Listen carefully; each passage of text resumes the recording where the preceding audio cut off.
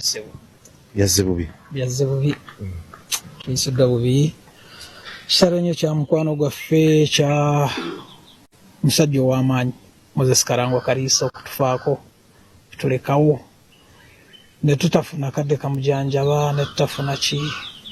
kitulumye nnyo. Mwakategedde saameka akabenje twakategedde yakafunye wakati wa ssaawa 2:02 awo. Sawa budde nga bukyali. Yes. Nga ava Kayunga adda Jinja. Nakafunira mu katawuni awo waliwo akatawuni bakayita Sukao. So we yafunidde driver yantegezeza actually driver yabadde fine ne ba escort sebe bona bavudde mu bali fine naye batutegezeza nti basanze ababoda abasaze recklessly kati driver mukugezaako okutaasa ababoda emotoka nemulemerera n'agikuba mu luwonko n'atomera omuti neyeevulunga mukwano gwaffe wafunidde obuzibu obwo. Olwamaze otutegeeza we rushed netumupikinga netufuna netufuna first aid Kayunga regional referral hospital ne baturufaringa immediately netujja naye wetwagendedde okutuuka wano yadde nga embeera etandise okutabuka netuyingira ne bamutandikako abasawo bakoze kyamaanyi nnyo okugezaako okumuzza naye nga ekigaana Karangwa bwatyo n'atugendako ne tumusobola. Bino ebifaananyi nga balinga abamuzza engulu byabadde Kayunga oba wano? Bino byabadde wano enakasero wano. We mwamujjidde mu motoka yabadde akyalimu agoogera oba yabadde nga yadde tayogera naye nga ninga akulaga emikono akyusa amaguru asobola okuzza okuguru ku gundu lwakoye n'akustretchinga lwaziyagadde n'akuzingamu ng'olaba obulamu bukyaliwo naye nga tayogera yadde tayogera. Bw'otunuulira ebifaananyi bino bannayuganda bye tubalaga kakati ku Soul TV olaba nti ate tolaba nnyo bisago bye yafunye kyandibanga motoka yamukubye ekifuba? Kyensuubira abasawo bajja tutegeeza naye nga kyensuubira kubanga yadde assa bubi ng'olaba ekintu kiva wansi kyambuka kiddayo ng'olaba alinga aziyiira afa n'ekintu ekikoze eki ate tubadde tusembera wano wagonderedde ddala ne tulaba nga embeera tutabuseeko twatuuse okuyingira wano mu ddwaliro nga tutandise okweraliikirira naye abasawo bagezezaako bakoze kyamaanyi ne bafuba naye teyatutte ebbanga ddene nga tumaze okutuuka wano kyatutte eddakiika ekinene nnyo eddakiika nga 4 ne bamupronouncing nti kiganye. Olwo wano mwatuuseewo ssaawa mmeka? Wano twatuuseewo ssaawa nga 4 nya kitundu awo twayanguye 4 nya kitundu awo. Yadde ava Kayunga ngadda Jinja? Yadde ava Kayunga yakedde mumanyiyiza an active person. He has been an active person olunaku lwonna abeera mu meetings emirimu gya NRM egyobutuwawa kati yabadde ne several meetings Kayunga. Actually meeting eyasembyeyo yadde agiinaawo ku radio ye ku Sauti kwe yavudde ng'amaze okusiibula abantu n'agamba kati kangende Jinja waliwo awantu awadde wafudde omuntu somewhere Njeru ng'ayagala kuyitayo okukubagiza so n'atuula mu motoka ne driver we ne ba escorts be babiri bo tebalina buzibu. Kyemmanyi obudde bukyali okumanya ebyokuziika biyimiridde. Karangwa Kaliisa abadde ssentebe waffe omulungi ow'NRM ate yavuganya ne sivuganya ku bwa vice chairperson bwa Buganda atuvudde ku maaso mu ngeri etiisa. Tubadde naye nze nakomye okubeera naye nga tulonda district council speaker omupya gwe tuli naye wano nemulabako nga musajja akyali w'amaanyi naye lino ddibudde ne eri district y'e Kayunga ne NRM okutwalira wamu. Mpozi kyenjagala okukubiriza bannakayunga ne Uganda yonna nti okuvaawo kwa Karangwa kuleme kwongera tumusasule na kwongera kukulaakulanya Kayunga na kwegatta enjawukana tuzikomye tubeere nga tukolerera kino. Karangwa alina ettaffaali ly'atadde ku pate yaffe NRM kubanga Kayunga ataddeyo investments nga Radio Sauti tuli beeraliikirivu nti radio stations nga zino zandikira omuntu ono abadde ne plan y'okuteekawo television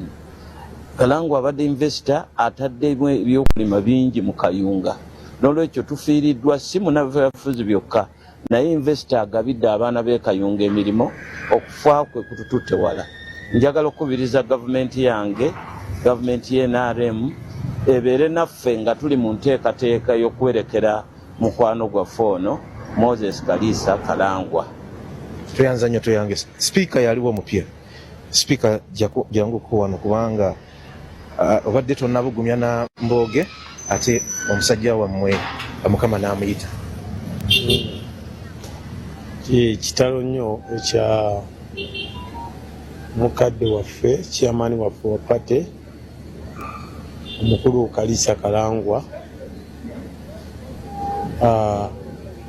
kyenjagala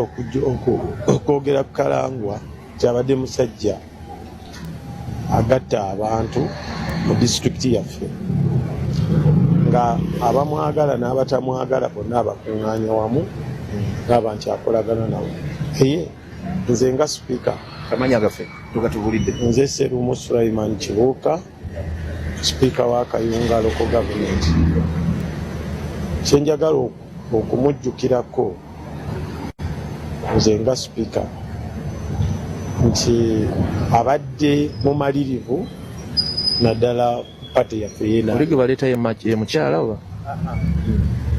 oyo muwalawo ejakirimu kyenjagala okumujjukirako nti abadde mumalirivu abadde akoledde ekibiina ky'NRM mu Kayunga district era Kayunga Local Government